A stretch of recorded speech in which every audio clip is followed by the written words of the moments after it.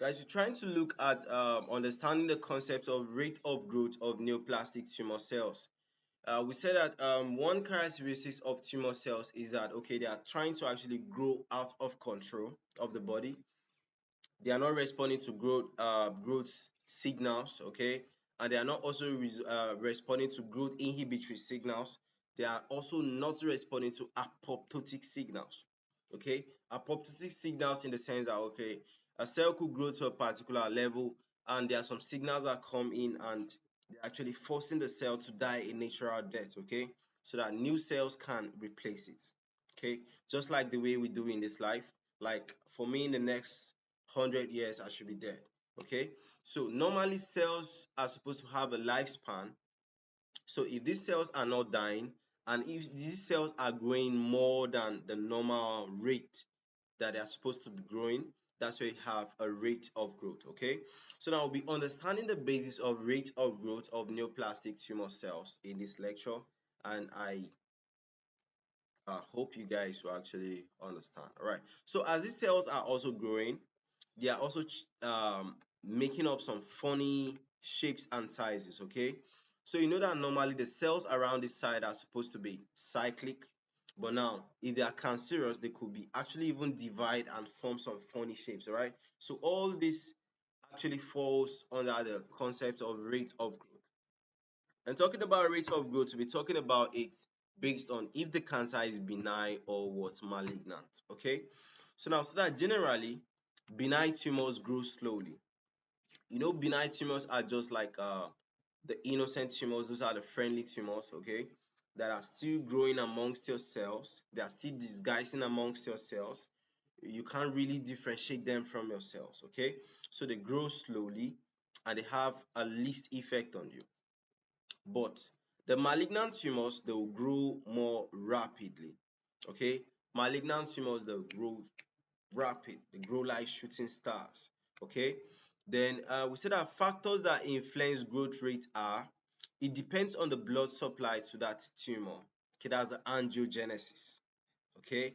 Angiogenesis is very, very, very much more important because tumors are growing much more than needed, so they actually take a lot of nutrients from you, okay. They are parasitic and the blood supply needs to be sufficient for these tumors to actually keep growing at the rate which they are doing.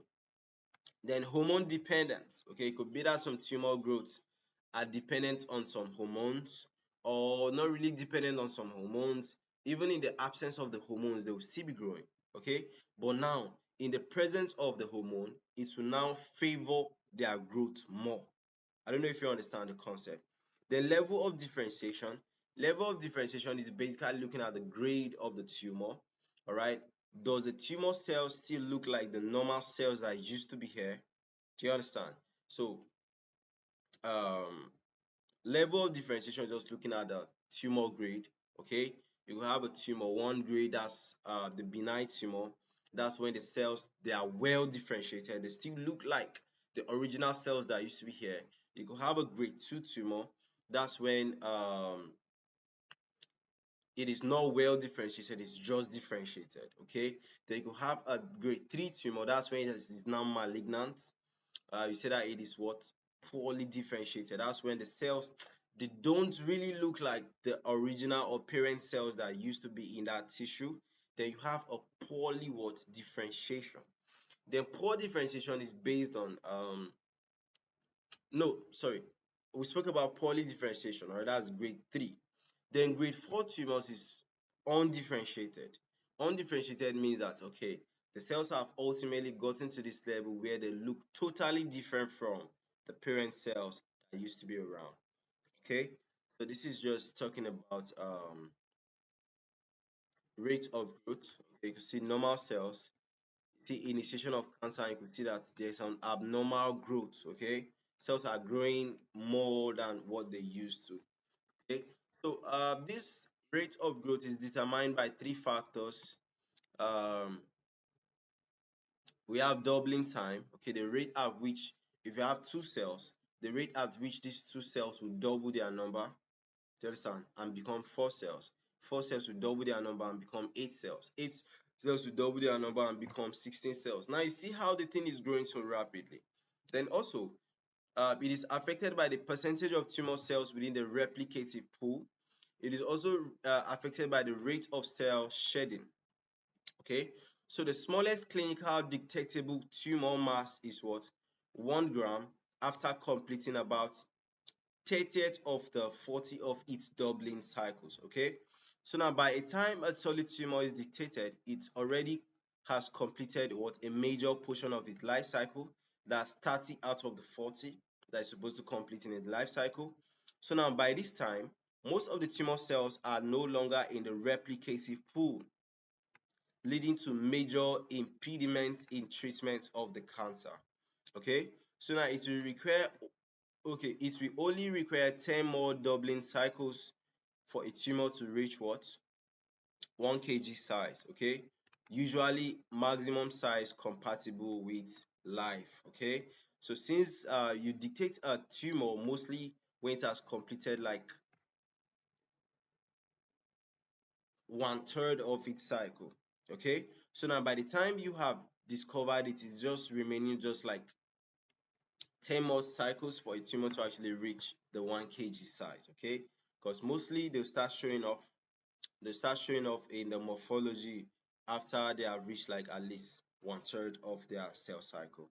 All right, so that's it. And see the progression. Okay, and see how these cells, from a single cell, see how they have become so much. Okay, that's basically the doubling potential of the cells. So once cells are dictated clinically, the average doubling time is between what? 2 to 3 months. Now, cancers with high growth fractions are what? Leukemia, lymphomas, old cell carcinoma of the lungs. Those with low growth fractions include what? Cancer of the colon, cancer of the breast. Now, cancers that were initially slow growing may suddenly become aggressive if new subclones emerge. Okay, so that's basically the basis of the cancer, from being benign to being dramatic on you. Okay, so cancer stem cells, that's the tumor initiating cells within the tumor mass, are responsible for cancer recurrence after initial treatment.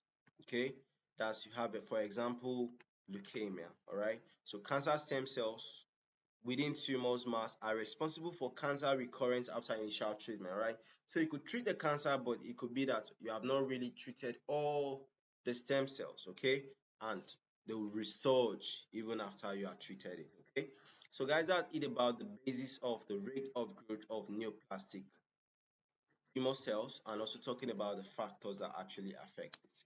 So that's it, and bye for now.